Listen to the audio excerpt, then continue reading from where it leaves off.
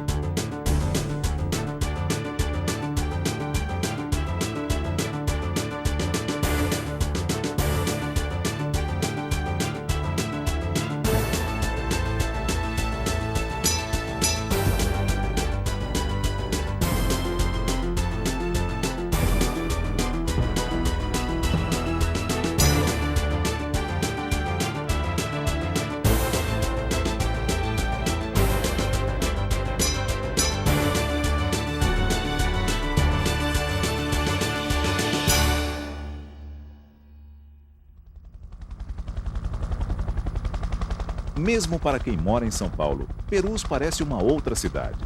Protegido por morros e pela Mata Atlântica, o lugar tem vida própria, um clima de interior. Mas este é um bairro que tem orgulho de ser paulistano. Movimentado e, ao mesmo tempo, rico de silêncios e histórias. Todo mundo pensava que aqui era uma cidadezinha, como se fosse Caieiras, assim, pequenininha. Ninguém sabia que aqui era um bairro, mas a gente lutava para dizer que era bairro. Tanto é que fizeram 2 plebiscitos para poder ver se aqui se transformava em uma cidade. Mas isso aí nós não queríamos. Eu fui uma delas. Queria pertencer à minha cidade de São Paulo. Pessoas que vêm para cá dificilmente voltam para outro lugar onde ele estava. Ele fica aqui.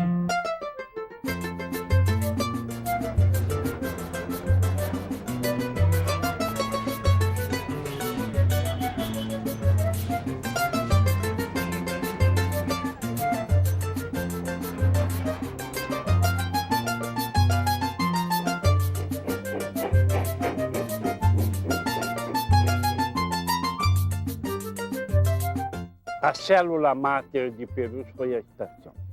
Aqui era um lugar pequeno que chamava-se Sítio Fazendinha.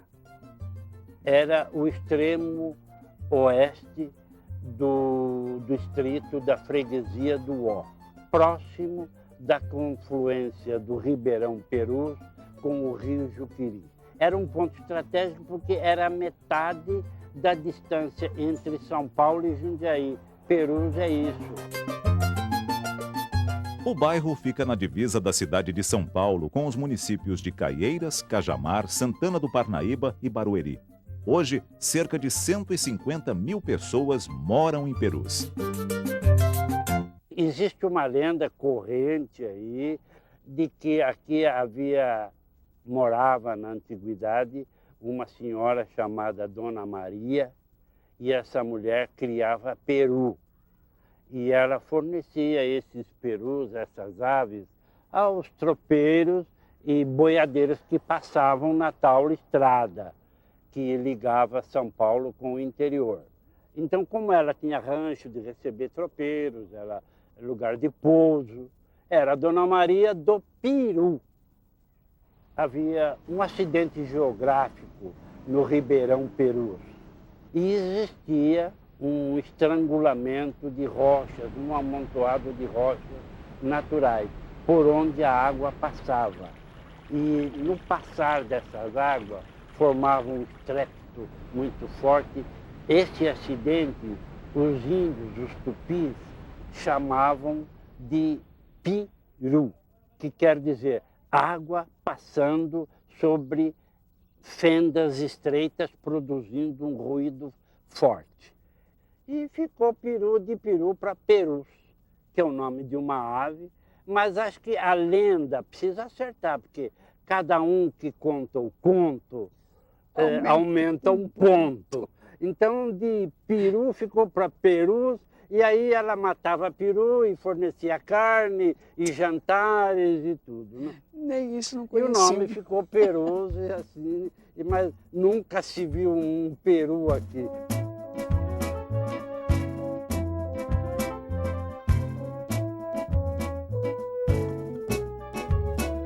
Aqui, antigamente, era uma família só, perus. Depois é que foi esparramando mais, chegando mais gente. Quando chegamos aqui não havia energia elétrica, nem água encanada, era tudo na vela, né? A gente só dependia da ferrovia, o único transporte que havia na ocasião até São Paulo, né? O meu avô era canteiro, né, que chama canteiro, Canteiro. aquele que faz aqueles paralelepípedos, essas coisas, e sabe mexer com a pedra. Os italianos sempre foram grandes mestres em cantaria. Pedra era com eles mesmo. Então, e vinham para cá que havia muito o que fazer com pedra. No início do século passado, o calcário era a grande riqueza natural de Perus e atraiu um grupo canadense que, em 1926, inaugurou aqui uma fábrica de cimento.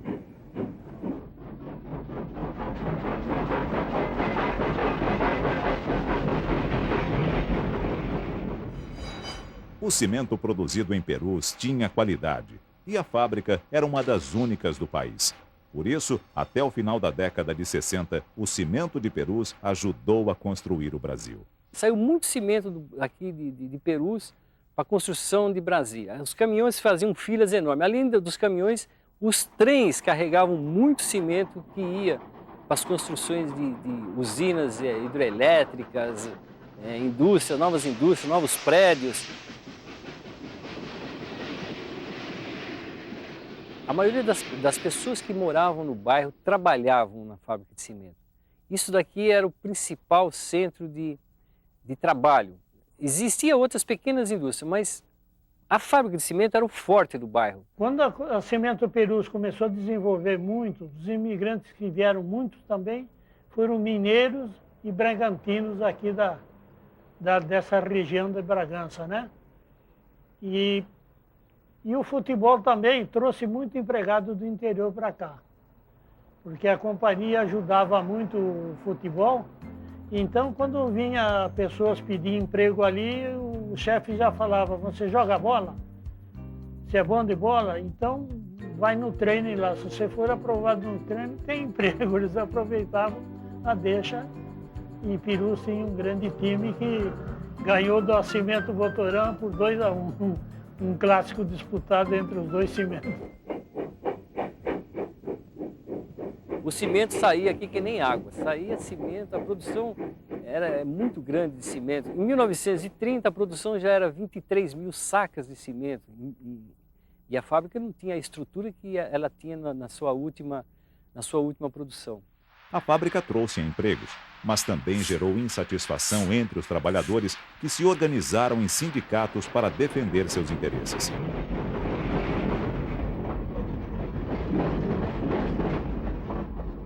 Aí chegamos em 58, o sindicato aparece de uma forma forte, fazendo um movimento, justamente para questionar a maneira como a empresa era gerida. O envolvimento dos trabalhadores com o movimento sindical foi tão forte que acabou rompido. Surgiram dois grupos, com os mesmos objetivos, mas formas diferentes de atuação. A fábrica de cimento foi dividida em duas, pelego e queixadas. Queixada é um porco do mato, que quando ele está sozinho, ele corre, ele não enfrenta o inimigo, ele corre atrás dos outros. Quando os queixadas estão todos juntos, aí eles investem furiosamente contra o seu inimigo, e aí até a morte. Os pelegos eram os que estavam do lado do patrão, que às vezes voltaram a trabalhar, trabalharam sob grande pressão. Eu acho que eles até tiveram situações mais difíceis dos que ficaram fora. Perus viveu um período de turbulência, com mais ou menos tempo, mas todo esse espaço durou uns 20 anos.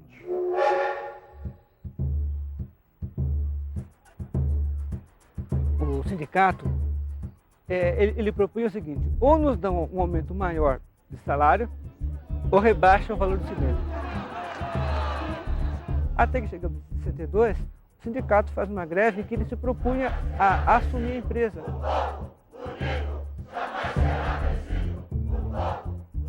Sete anos e 4 meses de greve legal. A greve mais longa da história do movimento operário do planeta nacional. Vitoriosa. Eu acredito até que os operários da fábrica de cimento, eles foram pioneiros nesses tipos de greves agressivas e persistentes, e insistirem muito até quase às vias do fato. Com o tempo, os moradores de Perus começaram a reclamar de um outro problema, a poluição. Ficou difícil a convivência com a indústria de cimento. Essa fábrica jogava 70 toneladas de pó diariamente em cima de Perus. Você não via as árvores, você via só um cinza comum em toda essa área que tinha aqui. Do verde era cinza, porque o pó de cimento era muito forte. Era um problema. Isso era terrível. A poluição. Isso era terrível. A poluição era terrível. Foram muitos anos de poluição. A minha tristeza era limpar a casa todo dia com aquele cimento todinho. Isso criou muita dificuldade. O pó de cimento realmente era um transtorno para Perus, né? As casas enchiam de poeira, estourava até as telhas, que caía cimento, depois chovia, ficava aquele grude, aí quando vinha o sol quente estourava as telhas. Tinha muito vazamento nas casas, né? Em 73, a paróquia chamou as lideranças e decidiu se fazer um movimento contra o pó de cimento. Então nós tivemos naquele ano uma passeata que deve ter sido a primeira passeata ambientalista, ecológica do país todo. Fizeram um movimento, as mulheres reuniram aí, fizeram um manifesto aqui em Perus e conseguiram tirar a fábrica de cimento, né?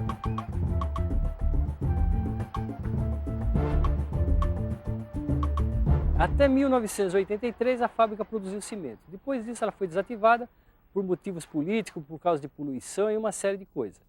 Mas a fábrica era a vida do bairro, era a vida de Perus. Era o principal ganha-pão do cidadão do bairro de Perus. Ela foi fechada juridicamente em 1992. Mas em 83, quando falaram, vamos parar tudo, a fábrica não existe mais, criou um impacto assim grande na população. A fábrica não fechou assim no dia 15, abriu no dia 15, no dia 16 fechou. Foi uma morte paulatina, ela foi morrendo aos poucos. Foi assim, foi morrendo aos poucos, no final morrendo e acabou, e um dia a fábrica fechou. Que e pena. A gente já estava até cansado de tanta encrenca e um dia ela não trabalhou mais. Com pena eu fiquei. Mas Perus não é apenas a história da fábrica de cimento. É também o verde da Mata Atlântica, a diversidade da vida preservada com a criação de um parque.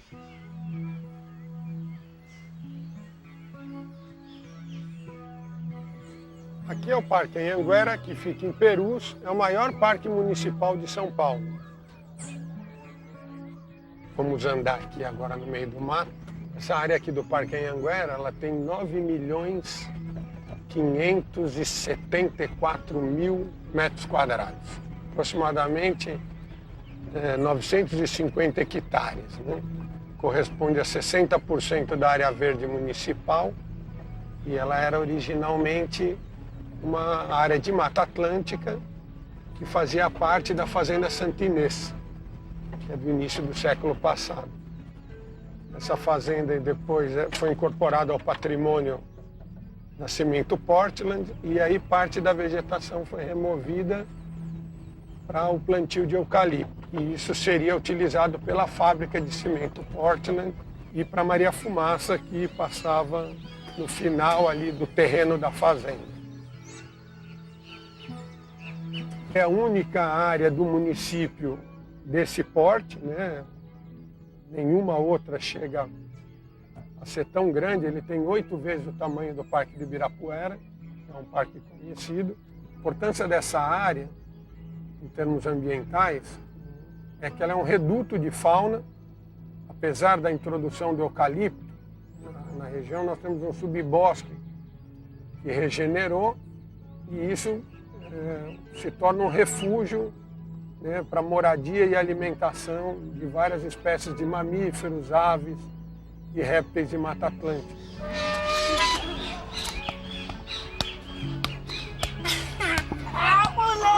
Perus, que é um bairro de São Paulo com certo índice de desenvolvimento social considerado baixo, ainda assim cuida muito bem desse patrimônio público, tem orgulho desse parque e a comunidade chega aos finais de semana a um total de mais ou menos 8.000 pessoas aqui dentro, sem que nós tenhamos qualquer tipo de problema de depredação ou de problemas de convívio entre os usuários. E aqui é o CRAS, Centro de Reabilitação de Animais Silvestres, que fica dentro do Parque Anhanguera.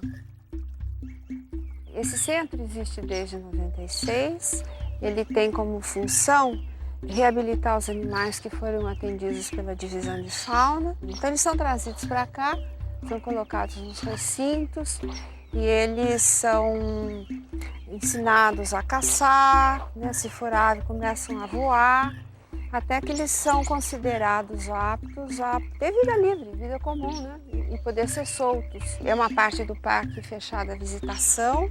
E esses animais, inclusive, eles não estão aqui para serem visitados, porque o destino deles vai ser a soltura. A gente sempre tem uma população flutuante, né? Hoje está em torno de 99, 100 animais. Mas, às vezes, de um dia para o outro, você tem um acréscimo de 200 animais. Olha, hoje nós temos aqui corujas, nós temos alguns saguis, nós temos cachorro do mato. Ele é um animal silvestre importante, é um topo da cadeia alimentar. Ele se alimenta de carne, sim, mas ele se alimenta também de frutas, de insetos. Tem uns gaviões, às vezes eles passam muito tempo aqui, né? Porque todo esse processo demora. Às vezes você recebe um animal que ele não tem as penas de uma asa. Então você tem que esperar que essa pena cresça e às vezes vai uma estação ou meio ano, para depois você fazer a soltura dele.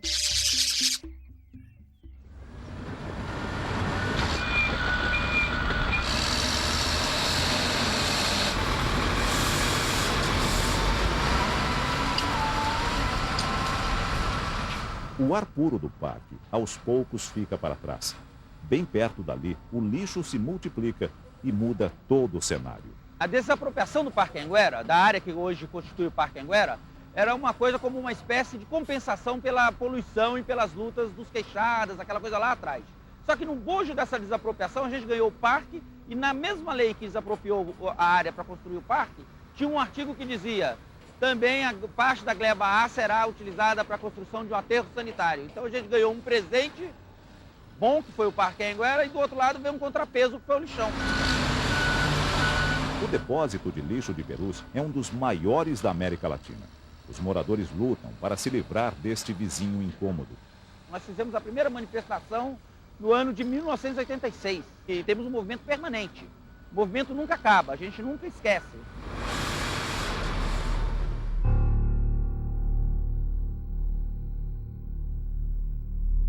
Perus também viveu uma outra história, de um tempo triste, de violência e arbitrariedade no tempo do governo militar. Ela estava escondida no cemitério Dom Bosco e só foi revelada com a abertura da vala de Perus. Aí se descobriu que adversários do regime militar foram enterrados ali, sem ninguém saber.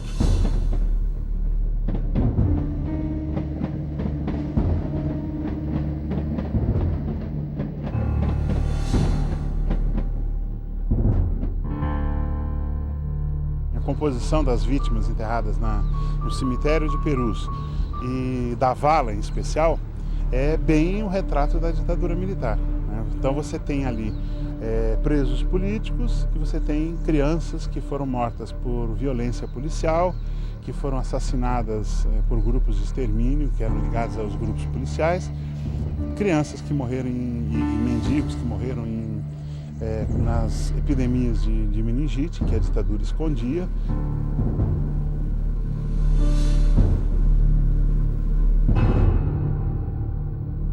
As ossadas, para você ter uma ideia, ficaram dentro da administração, os sacos ficaram dentro da administração, expostas às pessoas passando ali, vendo, durante quase 2 anos. E essas ossadas, depois desses 2 anos, eles conseguiram chegar a uma conclusão, o que fazer. Eles resolveram fazer a vala. Só que aí é aquela coisa, né? Clandestina. Mas Perus não parou nesse episódio triste. Como os trens, a vida do bairro sempre segue em frente. Perus tem uma forte tradição ferroviária. Por aqui passam os trilhos da antiga Santos Jundiaí e também a pequena Perus Pirapora, uma das únicas no mundo ainda com bitola de apenas 60 centímetros.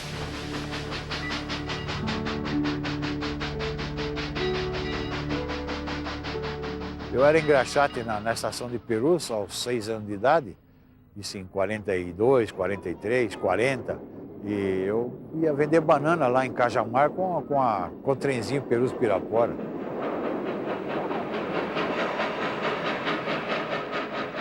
Esta ferrovia de apenas 20 quilômetros foi criada para levar romeiros, mas nunca chegou a Pirapora. Serviu mesmo para transportar o cimento da fábrica até a estação de Perus, onde mudava de estrada. A partir da Santos Jundiaí, o produto era mandado para todo o país. A estrada de ferro Perus-Pirapora, ela foi construída na várzea dos rios. Nesse ponto aqui, até alguns quilômetros para baixo, ela vem margeando o rio Juqueri.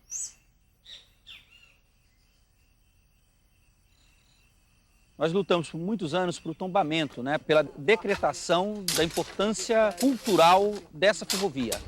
Nós negociamos com o proprietário e ele fez um comodato, né, emprestou a ferrovia para nós por 50 anos. O Instituto de Ferrovias, ele é esse encontro de amigos, esse encontro de pessoas que comungam um mesmo ideal, que é a preservação e a memória do bairro de Perus e dessa ferrovia que tanto é importante para São Paulo e para o Brasil.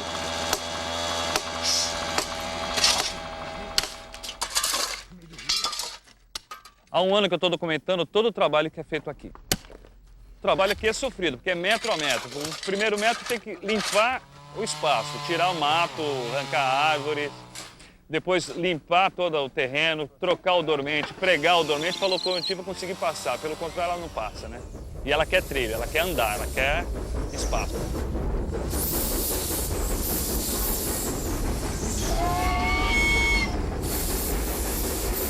O movimento da locomotiva só depende de 2 alavancas. A alavanca de marcha e o vapor. A alavanca de marcha é como se fosse o câmbio do automóvel e a alavanca do regulador de vapor é como se fosse o pedal do acelerador. Uma coisa bem simples. Aí vai ter o ajudante que sempre vai manter o nível de água no ponto exato da caldeira.